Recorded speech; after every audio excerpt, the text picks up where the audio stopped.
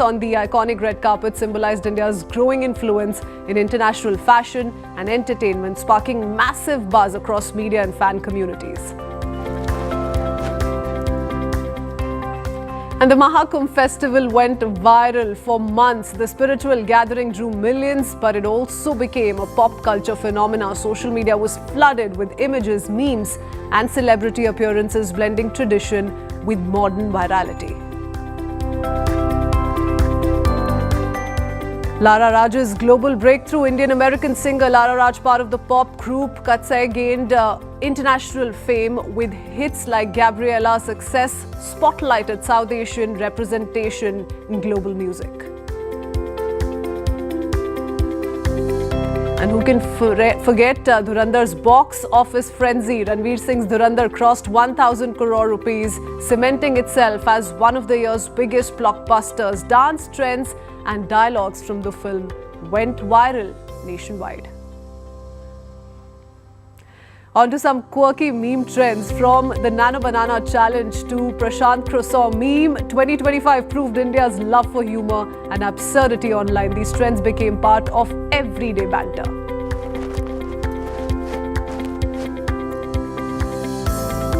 And one of the most unexpected pop culture stories of 2025 came from Mahakumbh. Mona Lisa, an ordinary attendee with no celebrity background, captured national attention when her photos and videos from the festival went viral. Her authenticity and charm resonated with millions online, turning her into a household name almost overnight.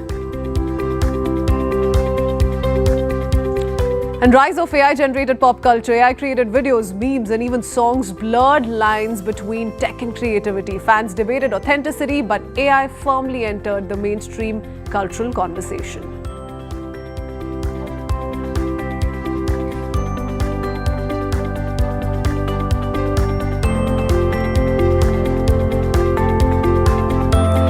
Quick recap on 2025, but we're looking forward to 2026, and we do promise you several entertaining shows through the year. Special edition of The Breakfast Club that we'll keep dropping by. But thank you so much for tuning in. A very happy new year once again. Bye-bye.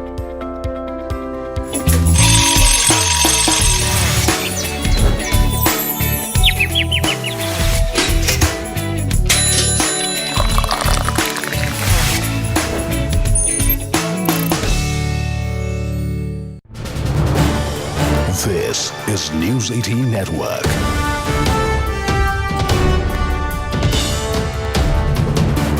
India's largest news network. Today, from Auckland, dazzling fireworks to London's Big Ben countdown, from New Year's, Times Now Square will drop to vibrant celebration across India. Millions around the world have welcomed 2026 with joy, hope, and a spectacular display of light. Streets, squares, and skylines lit up as people embrace the spirit of togetherness, bidding farewell to 2025 and stepping into promise of a brand new year.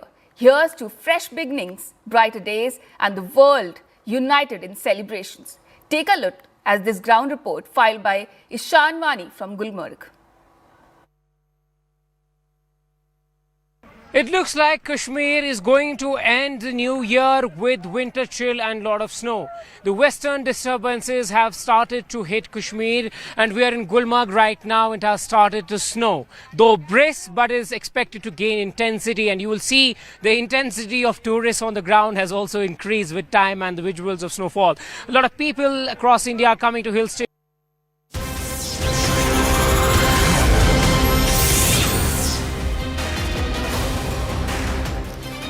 A very good morning and welcome. You're watching CNN News 18 with me, Hem Kaur Saroya, wishing you all a very, very happy new year. As always, lots lined up for you on the show this morning. Let's get started with the headlines first.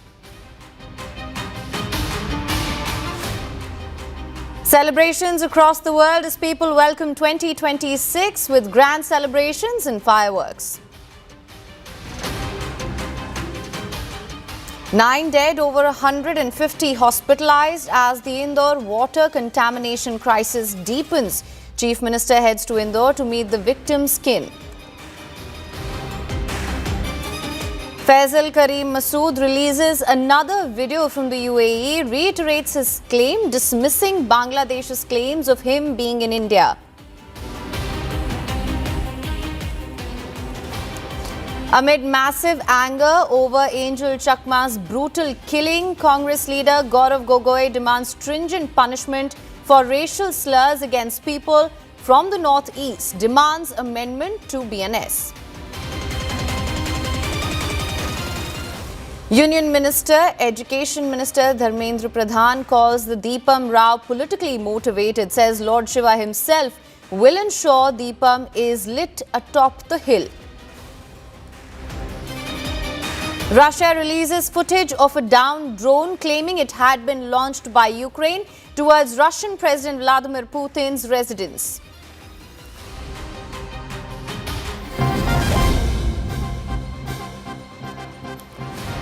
And breaking news coming in this morning, CNN News 18 mega exclusive that we're bringing for you. Inputs on the much discussed handshake between External Affairs Minister Dr. S. Jaishankar and Pakistan Speaker in Dhaka.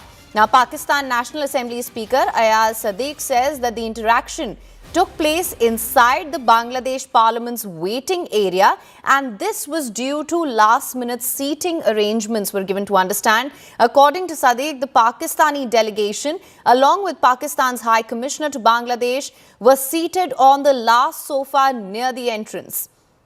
Intel sources have told CNN News 18 that Bangladeshi government officials had planned separate seating arrangements for Indian and Pakistani delegations, but due to 11th hour changes, these arrangements could not materialize as planned, resulting in what sources describe as an accidental handshake. मैं कोशिश करता हूँ जावेद साहब आपको एक picture paint करने की situation क्या थी। एक दरवाजा था, ये इनकी जो पार्लियामेंट है वहाँ पे इन्होंने वेटिंग रूम बनाया था। हम एयरपोर्ट से सीधा चले गए जनाजगाह की तरफ, मगर उसमें अभी वक्त था तो पहले इन्होंने एक जगह बिठा के फिर वहाँ सबको इकट्ठा लेके जनाजगाह तक जाना था। तो जो वेटिंग रूम था उसमें मैं और मालदीव का डेलीगेशन हम इकट्ठे एंटर हुए, तो वो खाली था। तो उनके वहाँ नेशनल सिक्योरिटी एडवाइजर थे, मिनिस्टर भी थे, उनके पोस्ट थे, और वो उन्होंने हमें रिसीव किया। और शुरू में जो सोफे थे वो खाली थे, हम आगे जाके बैठ गए और मैं बिल्कुल एंड से बैठा। मेरे साथ हाई कमिश्नर साहब थे, 3 अफसर थे, यहाँ हाई कमीशन थे और मेरे साथ एक स्टाफ था। हम वहाँ बैठ गए, हमारे साथ बैठ गए मालदीव के मिनिस्टर एजुकेशन और उनके एम्बेसडर, और थोड़ी देर में नेपाल और भूटान के डेलीगेशन भी आए और वो भी वहाँ शुरू में बैठ गए। उनसे भी हमारी इंटरेक्शन नहीं हुई क्योंकि मालदीव और इकट्ठे गए थे, तो वो हमारी उनसे आपस में इंटरेक्शन हो गई। और यहाँ जब हम बैठे हुए थे तो ये इनके फॉरेन मिनिस्टर साहब जो है ये एंटर हो के तो इन्होंने भूटान और नेपाल वालों से मिले, फिर मालदीव वालों के पास आए। All right, for more on this, we have Pallavi Ghosh live with us from Dhaka. Pallavi, thank you so much for joining us this morning. Good morning to you. Of course, there is some information that has come to light as well, that this was a result of some 11th hour changes due to which the seat arrangements didn't materialize as was planned. See, one thing, there are two things over here. First of all, the seating arrangements are a prerogative of the host country. And yesterday, of course, and today also for the next 2 days, the entire country is in a deep state of mourning because of the demise of Khalida Zia. The visit of the dignitaries were really announced last minute. Even our External Affairs Minister S. Jaishankar's visit was announced last minute. So one can understand why the Yunus administration has not been able to make all the proper arrangements. But having said that, I think it's from the words of the Pakistani speaker, it was very, very clear that it was just an accidental handshake. India has maintained a very stiff and long distance on having any kind of trade, economic, social, personal ties with Pakistan. And we've made this abundantly clear that you cannot have terror in one hand and expect normalization of relationship between India and Pakistan. So what really happened is that when S. Jaishankar went into a lounge area, he first met up with all the counterparts or representatives of other countries who had come to attend the last rites of the janaza of Begum Khalida Zia. They were from Bhutan, they were from Pakistan, they were from other countries as well. So turn by turn he met up with all of them, and the last one he shook hands with was Ayaz, who is the Speaker of Pakistan, and in fact S. Jaishankar did not even recognize him, and he just introduced himself. Of course there are agencies who would want to play it up from the Pakistani side to show to the world that India seems to have forgotten Operation Sindoor and what happened, Pahalgam terror attack. That's clearly not the case. The words of the Pakistan speaker itself comes out with the correct picture and the right picture, that as far as India is concerned, this was just an accidental handshake. We still remain resolute on the fact that we are not going to have any normalization of relationship with Pakistan till they accept and admit that, they indeed have been involved in the terror attacks against Indians. Absolutely, Pallavi. As you mentioned, India has always been firm and resolute, and this was just an accidental handshake. And of course, External Affairs Minister Dr. S. Jaishankar did not recognize him and was just engaging in diplomatic niceties there. That being said, of course, as you mentioned, some would be in overdrive trying to paint this in a different light altogether, wouldn't they?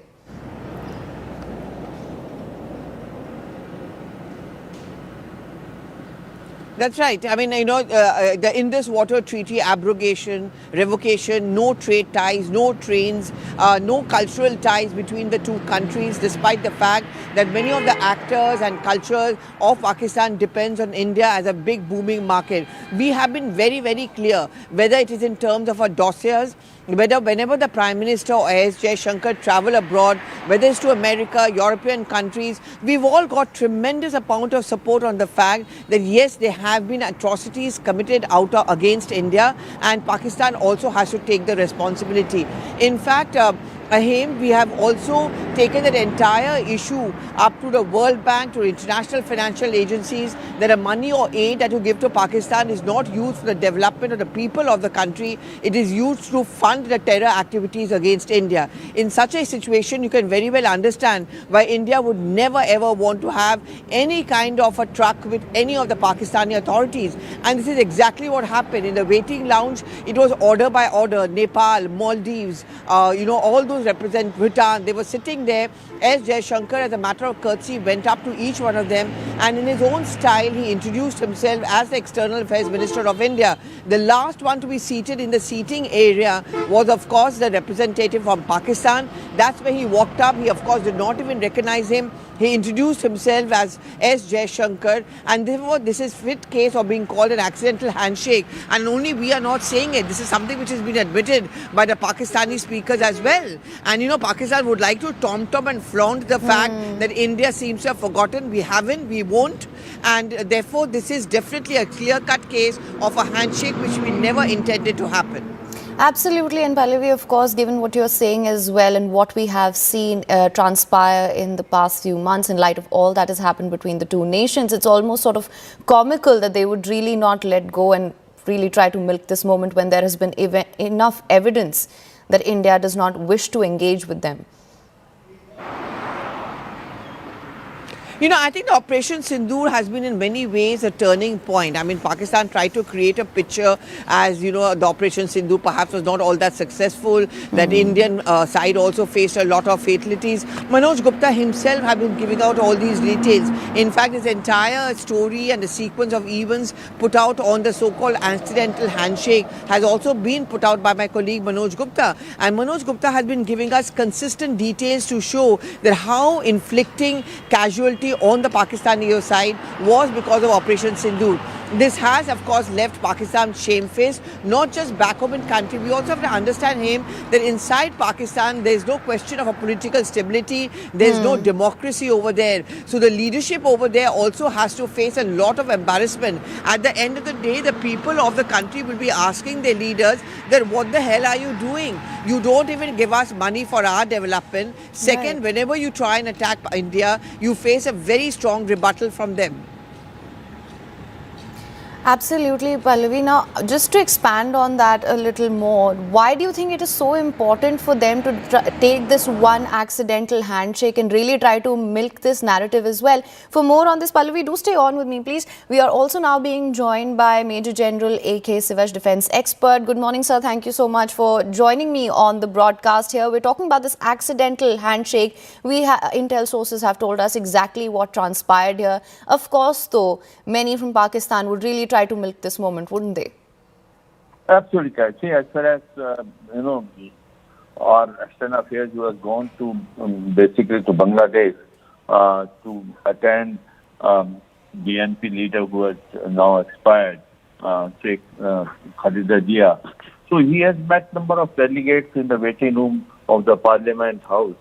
So there he has also met the Pakistan delegation, also the Speaker of Pakistan, and that's how as a country, he has shaken a hand with everyone. So I don't think we should read too much in that. Right. And this is what we have been trying to convey. Right. So, of course, now given that we are also getting information that the External Affairs Minister did not know who he was until he actually introduced himself, and it was an accidental handshake and it was only after the fact. Now, wouldn't you say it's only an embarrassment for Pakistan at this point? Absolutely correct. As far as Pakistan is concerned, it's a total embarrassment for them. And they keep on saying that they don't want to have any relation with India. But shaking hands. But let's see a bigger picture as far as India is concerned. We are a fourth largest economy, going to become third largest economy. We are a big power in South Asia. And as far as this handshake is concerned, one should not read too much. Dr. Jaishankar has gone to Bangladesh on a very somber occasion. And he's meeting all the dignitaries which are there waiting in Parliament House, open space. So I think, and he doesn't know whom he's meeting, and he has met and he has shaken a hand with also delegation of Pakistan, and he being a Speaker of the Parliament. So the point is that Pakistan can now keep on denying. But this is what has happened, and we take it in a very positive manner. We have told one thing very clearly to Pakistan. There will be no talks with Pakistan until it stops cross-border terrorism. There is no change as far as that policy is concerned. And we have also said that any act of terrorism will be considered an act of war. And Operation Sindoor is still not over. It's only a pause which has been there in Operation Sindoor. Should the occasion arise and there is a terrorist action, which we find that has been done by Pakistan, the operation will again resume. And this time Sindoor 2.0 will be very, very, you'll say a strong response, and it will go much deeper inside Pakistan than what we have done in Operation Sindoor 1.0. Right. Thank you so much, sir, for joining me this morning on the broadcast. And of course, Sadiq also admitting to Pakistan media that External Affairs Minister Dr. S. Jaishankar did not, in fact, even recognize the Pakistan delegation. So there, Pakistan just can't seem to catch a break here. Of course, it was an accidental handshake. Do with that what you will. We will continue to bring you all developments on that front as well. Let's shift our focus for now. Faisal Karim Masud, accused in the Osman Hadi murder case, has released yet another video from UAE. And in this latest clip, Masud has been displaying his UAE visa on camera, firmly rejecting Bangladesh's claims that he is hiding in India. The video comes amid growing diplomatic tensions with Dhaka, claiming that Masud fled across the border while he continues to assert his presence in the Gulf nation. For now, Masood's video message adds a fresh twist to an already complex case. So this is where things stand right now. Pallavi, let me just come back to you on this as well. We've been tracking all the developments on this front. What can you tell us? So we had been reporting this yesterday, yet another big explosive brought in by my colleague Manoj Gupta. Now remember, Hadi becomes a very, very important and very emotional point as far as Bangladesh is concerned, because whenever I was traveling to many parts of Dhaka, especially among the students, he becomes a big cult figure. And though he's no longer alive, but you do have an